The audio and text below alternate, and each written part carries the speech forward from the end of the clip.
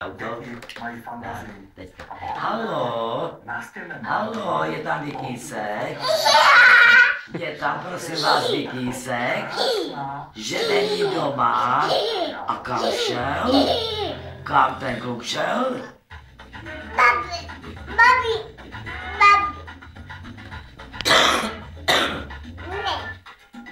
Na druhý ucha, aby mě jedno nebolelo, víc. Halo, halo? Halo? Halo, je tam Vikísek? Je tam malej Vicky, prosím vás? Halo? To tak. Kde pak je ten chlapeček?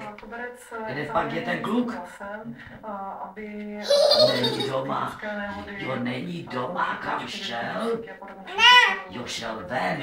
Počítač s krizovou variantu, nemohl připravovat se řekněme nějaké kreativní tvorby, možná psaní, kreslení, jenom mobilní. Ano, to je mobilní lavice nebo lavice, protože se nám tady sednou i dospělý člověk a máme tady nasadení židličky, je to stará firma, je to repas, takže nám to vlastně poznávám. My dáme mu něco na jíst. Kolik je hodin? Děkuju. Tak. To, co by mělo vydáme. Uděláme garáž. Máme police. Co by na to jsou na pevno, jak jste řešili? Police jsou na pevno. Tak ještě mi dej kostičky. Ještě uděláme garáž. Tak tady ty rádiusy, aby se nenapíchlo podobně. Ještě mi kostičku. Záměr mít do skutkově, aby uchytky taky, že nebyly na nožičky a podobně a otvírání vlastně až pro šikovné dítě. A máme tady i vlastně halo, já bych chtěla kostičky. Halo, já chci kostičky. K čemu slouží? Táti. Jsme zabránili malé sloni vlastně po žebříku nahoru, protože ta palánka zatím není pro ně určena. To je hodně halo, seš doma? Halo, kde pak seš? Kam pak jsi šel, co? Halo.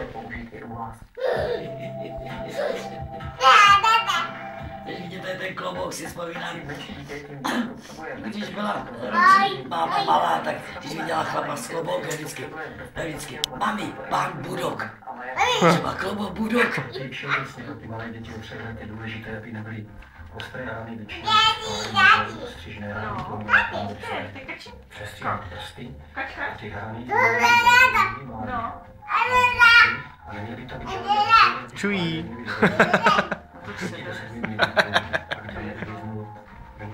Brunko cuží. Jsou děti do 3 let a opět A on Janun. A onu vyrážku, jo. Uj. Tužán. Chceš, aby bylo jako na videu, jako že tím víc nekoupím, jo? Výchcoška. Chceš výchcená, jo? Juj. Důležité tvary a obrnění rán.